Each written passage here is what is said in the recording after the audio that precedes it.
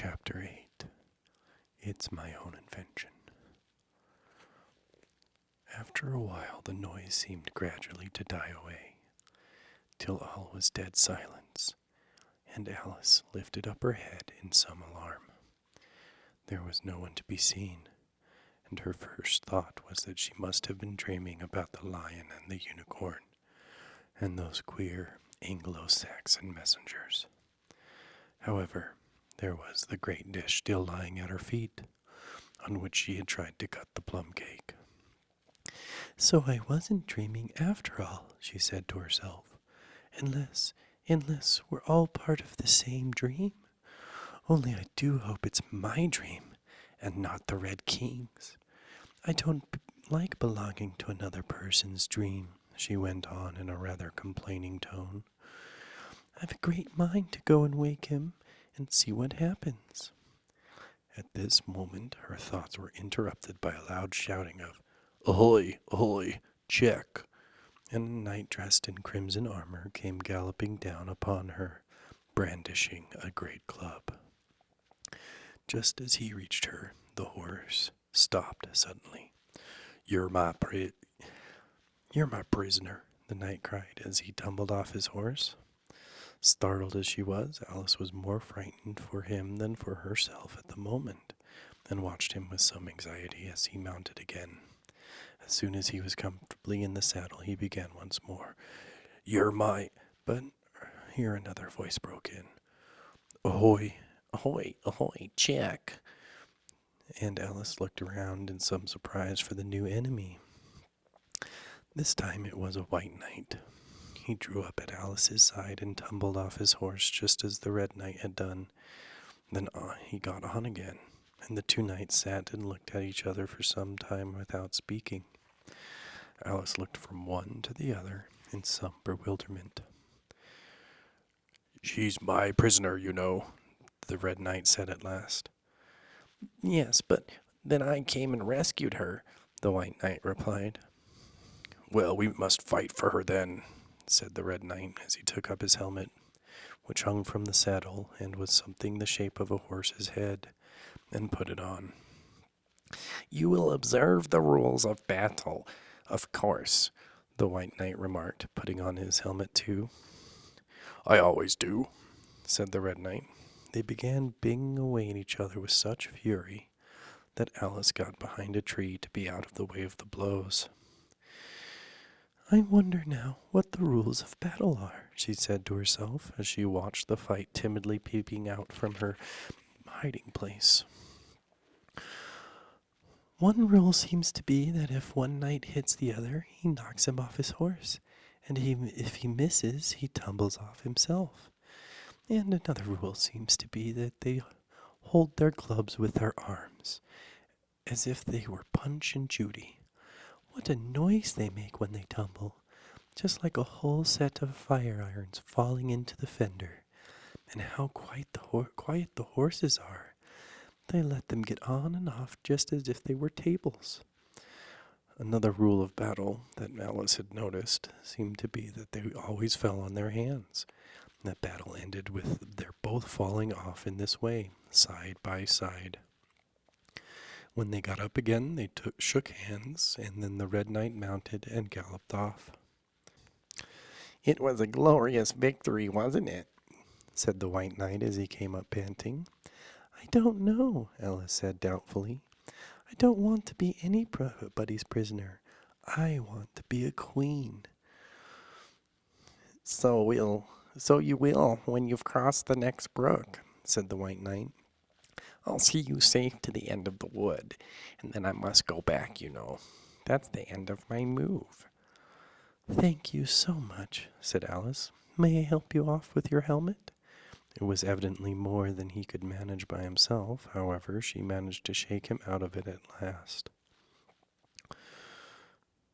"No one can breathe more easily," said the knight, putting back his shaggy hair with both hands, turning his gentle face and large, mild eyes to Alice.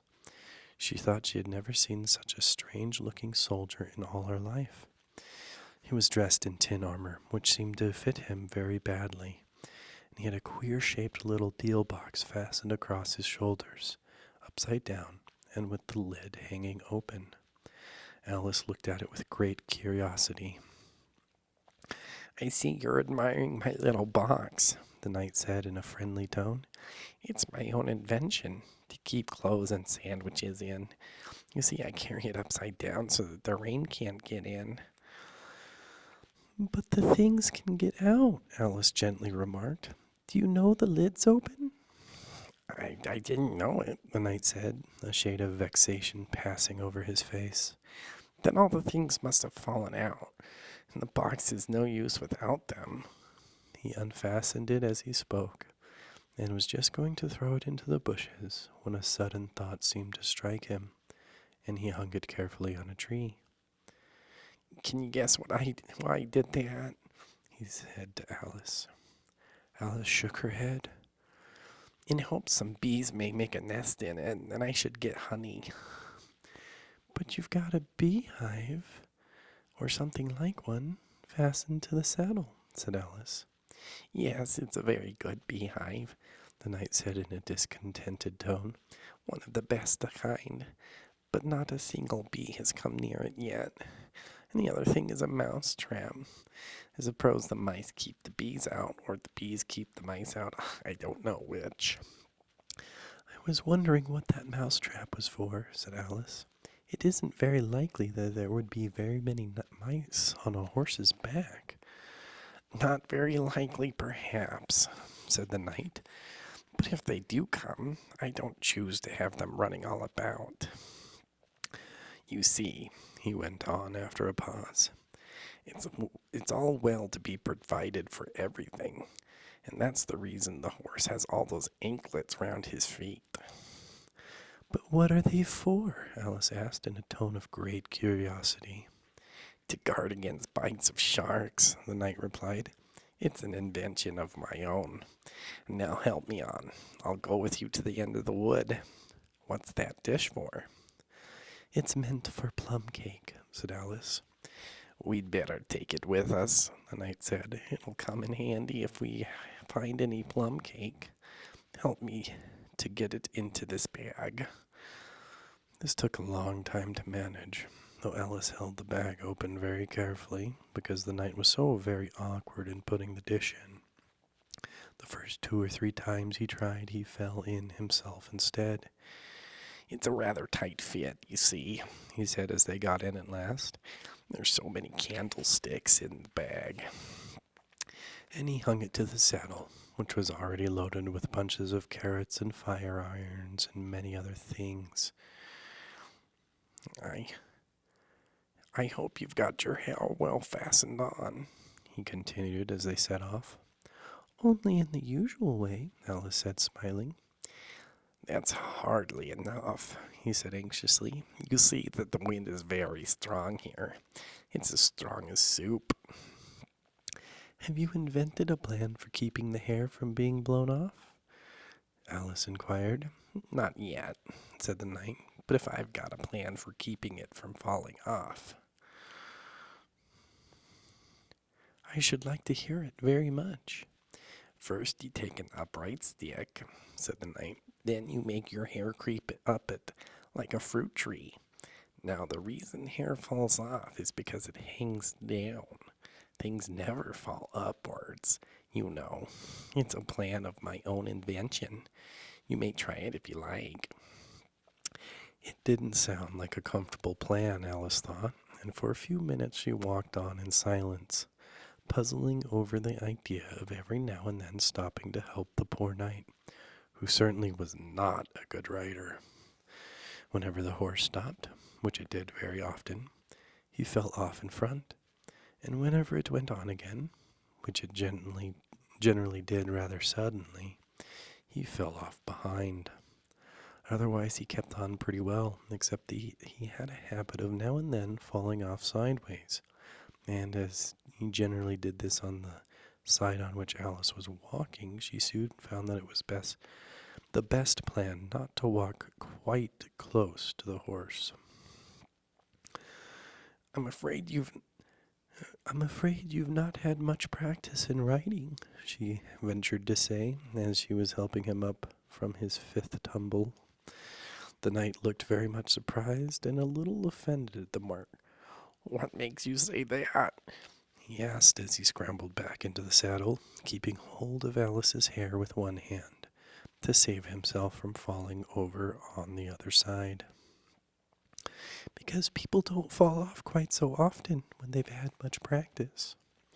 I've had plenty of practice, The knight said very gravely. plenty of practice. Alice could think of nothing better to say than, "Indeed," but she said it as heartily as she could. They went on a little way in silence after this, and the knight with his eyes shut, muttering to himself, and Alice watching anxiously for the next tumble. The great art of writing. The knight suddenly began in a loud voice, waving his right arm as he spoke, Is to keep. Here the sentence ended as suddenly as it had begun, as the knight fell heavily on top of his head exactly in the path where Alice was walking. She was quite frightened this time and said in an anxious tone as she picked him up, "I hope no bones are broken." None to speak of, The knight said, as if he didn't mind breaking 2 or 3 of them. The great art of writing is, as I was saying, is to keep your balance properly. Like this, you know. He let go the bridle and stretched out both his arms to show Alice what he meant, and this time he fell flat on his back, right under the horse's feet. Plenty of practice, He went on repeating all the time that Alice was getting him on his feet again. Plenty of practice. "It's too ridiculous," cried Alice, losing all her patience this time. "You ought to have a wooden horse on wheels. That you ought." Does that kind go smoothly? The knight asked in a tone of great interest, clasping his arm around the horse's neck as he spoke, just in time to save himself from tumbling off again. "Much more smoothly than a live horse," Alice said with a little scream of laughter, in spite of all she could do to prevent it. I'll get one, The knight said thoughtfully to himself. 1 or 2, several. There was a short silence after this, and then the knight went on again. I'm a great hand at inventing things. Now I dare say you noticed that the last time you picked me up that I was looking rather thoughtful. "You were a little grave," said Alice. Well, then, just then I was inventing a new way of getting over a gate. Would you like to hear it? "Very much indeed," Alice said politely. I'll tell you how I came to think of it, said the knight. You see, I said to myself, the only difficulty is with the feet. The head is high enough already. Now, first I put my head on the top of the gate. Then the head's high enough. Then I stand on my head. When the feet are high enough, you see, then I'm over, you see. "Yes, I suppose you'd be over when that was done," Alice said thoughtfully. "But I don't think it would be rather hard." I haven't tried it yet, the knight said gravely, so I can't tell for certain, but I'm afraid it would be a little hard. He looked so vexed at the idea that Alice changed the subject hastily. "What a curious helmet you've got," she said cheerfully. "Is that your invention too?" The knight looked down proudly at his helmet, which hung from the saddle. Yes, he said, but I've invented a better one than that, like a sugar loaf. When I used to wear it, if I fell off the horse, it always touched the ground directly, so I had a very little weight to fall, you see. But there was the danger of falling into it, to be sure. That happened to me once, and the worst of it was, before I could get out again, the other white knight came and put it on. He thought it was his own helmet. The knight looked solemn, but about it that Alice did not dare to laugh. "I'm afraid you must have hurt him," she said in a trembling voice, "being on the top of his head." I had to kick him, of course, the knight said very seriously, and then he took off the helmet again. but it took hours and hours to get me out. I was fast as lightning, you know. But that's a different kind of fastness, Alice objected. The knight shook his head. It was all kinds of fastness with me, I can assure you, he said. He raised his hands in some excitement as he said this, and instantly rolled out of the saddle and fell headlong into a deep ditch. Alice ran to the side of the ditch to look for him. She was rather startled by the fall, as for some time she had kept on very well, and she was afraid that he really was hurt this time. However, though she could see nothing but the soles of his feet, she was much relieved to hear that he was talking on in his usual tone. All kinds of fastness, he repeated, but it was careless of him to put another man's helmet on, with a man in it too. How can you go on talking so quietly, head downwards? Alice asked as she dragged him out by the feet and laid him in a heap on the bank. The knight looked surprised at the question. What does it matter where my body happens to be? He said. My mind goes on working all the same. In fact, the more head downwards I am, the more I keep inventing new things. Now the cleverest thing of the sort that I ever did, he went on after a pause, was inventing a new pudding during the meat course. New pudding during the meat course. In time to have it cooked for the next course? Said Alice. Well, that was quick work, certainly. Well, not the next course, the knight said in a slow, thoughtful tone. No, certainly not the next course. Then it would have to be the next day. I suppose you wouldn't have 2 puddings courses in one dinner. Well, not the next day, the knight repeated as before.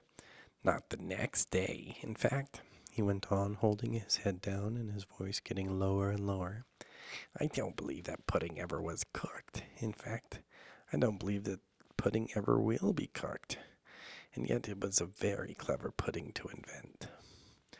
What did you mean to be made of? Alice asked, hoping to cheer him up, for the poor knight seemed quite low-spirited about it. It began with blotting paper, the knight answered with a groan. That wouldn't be very nice, I'm afraid. Not very nice alone, he interrupted quite eagerly. But you've no idea what a difference it makes, mixing it with the other things, such as gunpowder and sealing wax. And here I must leave you. They had just come to the end of the wood. Alice could only look puzzled. She was thinking of the pudding. You are sad, the knight said in an anxious tone. Let me sing you a song to comfort you. Is it very long? Alice asked, for she had heard a good deal of poetry that day. It's long, said the knight, but it's very, very beautiful. Everybody that hears me sing it, either it brings the tears into their eyes or else. Or else what? Said Alice, for the knight had made a sudden pause. Or else it doesn't, you know. The name of the song is called Haddock Eyes. Oh, that's the name of the song, is it? Alice said, trying to feel interested. No, you don't understand, the knight said, looking a little vexed. That's the name. That's what the name is called. The name really is the aged man. Then I thought to have said, that's what the song is called, Alice corrected herself. No, you oughtn't. That's quite another thing. The song is called Ways and Means, but that's only what it's called, you know. Well, what is the song then? Alice said, who was by this time completely bewildered.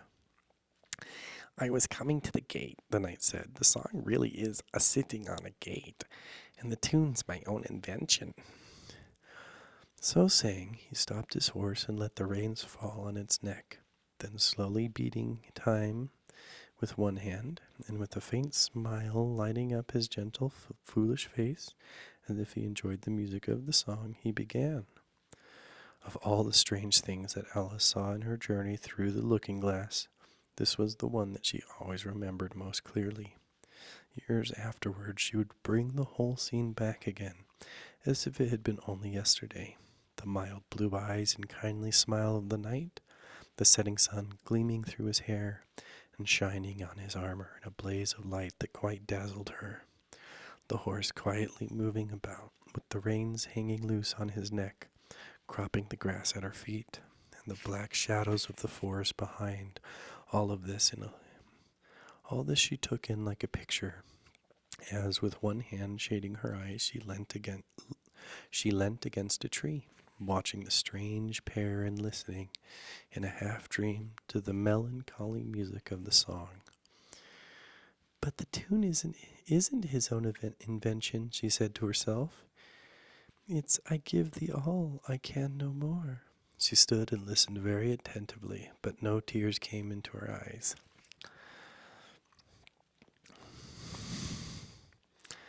I'll tell thee everything I can. There's a little to relate.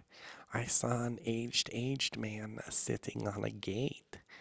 Who are you, aged man? I said, and how is it you live? And his answer trickled through my head like water through a sieve. He said, I look for butterflies that sleep among the wheat. I make them into mutton pies and sell them in the street. I sell them unto men, he said, and sail on stormy seas. And that's the way I get my bread, a trifle, if you please. But I was thinking of a plan to dye one's whiskers green, and always use so large a fan that they could not be seen. So having no reply to give to what the old man said, I cried, come tell me how you live, and thumped him on the head. His accents mild took up the tale, and he said, I go my ways, and then I find a mountain real. I set it in a blaze, and thence they make a stuff they call Roland's Massacre Oil. Yet 2 pence halfpenny is all they give me for my toil. But I was thinking of a way to feed oneself on batter, and so go on from day to day, getting a little fatter. I shook him well from side to side until his face was blue. Come tell me how you live, I cried, and that is what you do. I said, I hunt for haddocks' eyes and among the heather bright, and work them into waistcoat buttons in the silent night. And these I do not sell for gold or coin or silvery shine, but for copper halfpenny, and that will purchase 9. I sometimes dig for buttered rolls or set limed twigs for crabs, and sometimes search the grassy knolls for wheels of handsome cabs. And that's the way he gave a wink, by which I give my wealth. And I very gladly will I drink your honor's noble health. I heard him then, for I had just completed my design to keep the Menai Bridge from rust by boiling it in wine. I thanked him much for telling me the way he got his wealth, but chiefly for his wish that he might drink my noble health. And now if e'er by chance I put my fingers into glue, I madly squeeze a right hand foot into a left hand shoe. Or if I drop upon my toe a very heavy weight, I weep for it reminds me so of that old man I used to know, whose look was mild and whose speech was slow, whose hair was whiter than the snow, whose face was very like a crow, with eyes like cinders all aglow, who seemed distracted with his woe, who rocked his body to and fro, and muttered mumbling and low, as if his mouth were full of dough, who snorted like a buffalo, that summer evening long ago, sitting on a gate. As the knight sang the last words of the ballad, he gathered up the reins and turned his horse's head along the road by which they had come. You only have a few yards to go, he said, down the hill and over that little brook, and then you'll be a queen. But you have to stay and see me off first, he added as Alice turned with an eager look in the direction to which he had pointed. I shan't be long. You'll wait and wave your handkerchief when I get to the turn in the road. I think it'll encourage me, you see. Of course I'll wait, said Alice, and thank you very much for coming so far. And for the song. I liked it very much. I hope so, the knight said doubtfully. But you didn't cry so much as I thought you would. So they shook hands, and then the knight rode slowly away into the forest. It won't take long to see him off, I expect, Alice said to herself as she stood watching him. There he goes, right on his head as usual. However, he gets on again pretty easily. That comes of having so many things hung round the horse. So she went on talking to herself as she watched the horse walking leisurely along the road, the knight tumbling off, first on one side, then on the other. After the fourth or fifth tumble, he reached the turn, and then she waved her handkerchief to him and waited till he was out of sight. I hope it encouraged him, she said as she turned to run down the hill. And now for the last brook, and to be a queen. How grand it sounds. A very few steps brought her to the edge of the brook. The 8th square at last, she cried as she bounded across, and threw herself down to rest on a lawn as soft as moss, with little flower beds dotted about her here and there. Oh, how glad I am to get here. And what is this on my head? She explained in a tone of dismay, as she put her hands up to something very heavy that fitted tight all round her head. But how can it have got there without me knowing it? She said to herself as she lifted it off and set it on her lap to make out what it could possibly be. It was a golden crown.